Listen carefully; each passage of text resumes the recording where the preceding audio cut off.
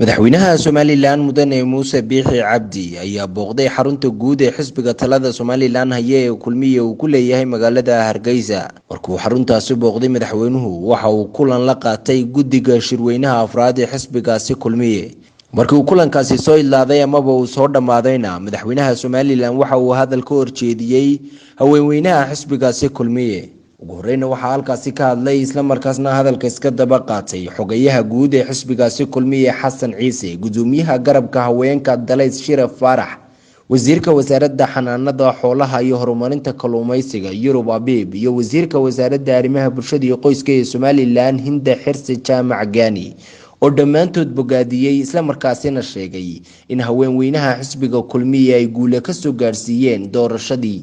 madaxweyne halkan waxaa fadhiya haweenweynihii xisbiga kulmiye waa ubaxii xisbiga bili jiray qurxin jiray hawl badan iyo halgan badan aynala soo galay ilaa haddana sidii u jiro niyad sami ku soo dhaweynayaan. mudane madaxweyne ku soo dhawow xisbigaagii, hablahaagii, mujaahidiintaadii, kaadiriintaadii, hablihii xisbiga kulmiye ee aan aqoonin guurguurka iyo dheeldheelka ee ku abtirsan jiray xisbiga kulmiye. waxaanu leenahay musharaxiinta ragga intay qaataan intoodii baan doonaa wali safka hore in madaxweyne la geliyo oo aan qabiilna lagu qaadan laakiin lagu qaato xisbinimo oo la yiraahdo yaa xisbiga u soo halgamay, yaa xisbiga wuxuu qabtay, yaa xisbiga ahaa. doorashooyinka insha Allah waan geli doonaa, waanaynu garab joogsan doonaa hablaha sharaxa. haddii sidaad baarlamaanka ka maqlayseen dumarku hays doortaan bay yidhaahdeen qodob halkan siinaya madaxweynuhu inoo gudbiyey kootadii, laakiin sidaad idinku warka ku haysaan hays sharaxaan bay yidhahdeen kalsoonideeda isku sharaxo. iminka imisaynu halkan ku fadhinaa ma ballan qaadaysaan inaa gabadho codaynaysaa hadduu macalodaygagu is-sharaxo oo walaalkaa is-sharaxo. marka wax weeyaan codka innagaa isku hayna waa inaan isdooranno, waa inaan hablaha isgarab taagno, waa inaynu u codaynaynu.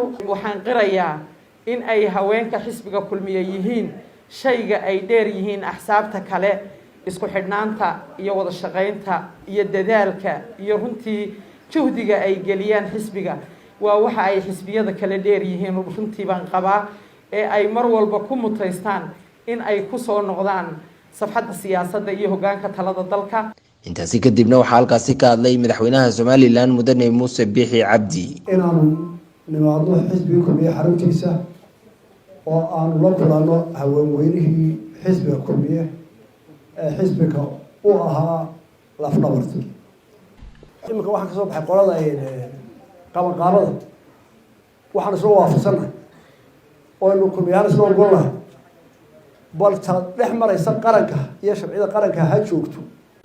waar kulmiye dhexdiisa ergada soo socota guddidii qabanqaabadana walaa ciido ka joogtaay waxay yeelaysaan hablahaas iyo naga cabanine in badan baanu ka badsanay reeraha waxaad wadaa si hablaha waxaa loo dhirkaa loo buuxiyo. hablaha waan leeyahay waan isku raacsanahay, mana aha mid laydinku beer raxawsanayo. horena kulmiye wuu ahaa madaxweynuhu dumarka waa necebo geed buu iskaga xigay.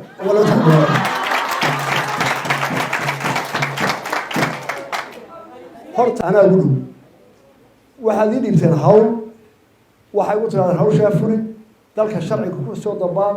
dumarka wixii hawlna soo dhex marto ee hawl xisbi naga dhexayso ee hawl dowlad naga dhexayso dariiqooda waliba ixtiraam loo ragga ka mudan baan mariya.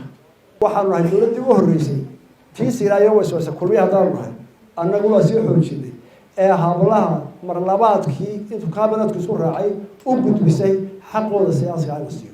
kulankani uu madaxweynaha Somaliland mudane Muuse Biixi Cabdi uu ku tagay xarunta guud ee xisbiga kulmiye uu ku leeyahay magaalada Hargeysa ayaa noqonaya markii labaad ee intii uu talada Somaliland hayay uu booqdo xaruntaasi kulmiye. Aydarus Maxamed Caynaan, Goobjoog, magaalada Hargeysa.